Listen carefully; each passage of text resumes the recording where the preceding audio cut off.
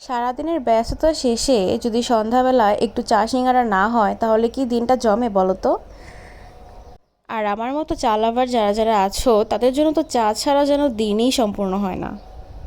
Best চায়ের মজা নেওয়ার জন্য সেদিন চলে গেছিলাম চা অ্যান্ড চিলে।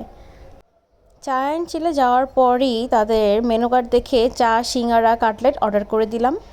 বিলিভ মি, তাদের সিঙ্গারার কাটলেট চা কোনোটারই টেস্টের কোনো তুলনা হয় না, খুবই মজা ছিল প্রত্যেকটা খাবার।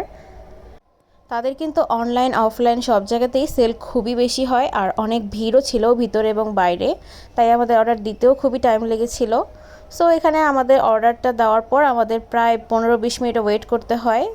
সো তারপর আমি এখানে চা টেস্ট করছিলাম, অ্যাকচুয়ালি এত গরম ছিল সব কিছু।